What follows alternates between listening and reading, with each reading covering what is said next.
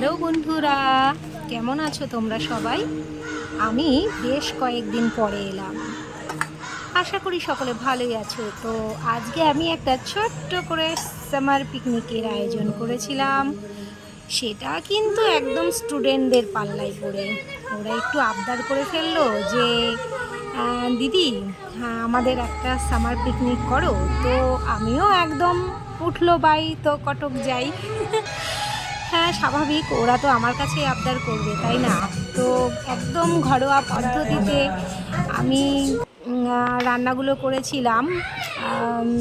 তোমরা চাইলে আমি পরে মাটনটা আর ইলিশটা আমি পরে দিয়ে দেবো তোমাদের। আম, বিষয়টা হচ্ছে যে মাটনটা আমি একদম সব কিছু ম্যারিনেট করে কাঁচা পেঁয়াজ দিয়ে মাখিয়ে টাখিয়ে ঘন্টাখানেক রেখে দিয়েছিলাম ম্যারিনেট করে। তারপরে আমি মাটনটা কষিয়ে কষিয়ে করেছি। দুর্দান্ত হয়েছিল খেতে। তোমরা অবশ্যই করে ট্রাই করে দেখতে পারো, আশা করি তোমাদের ভালো লাগবে। এর সাথে ছিল সর্ষে ইলিশ। একদম হালকা করে ইলিশ মাছটাকে একটু ভেজে নিয়েছিলাম, তারপরে সর্ষে আর কাঁচা লঙ্কা দিয়ে এটা একটু করে নিয়েছি। তো এটাও ভীষণ ভালো হয়েছিল, তোমরা ট্রাই করে দেখতে পারো।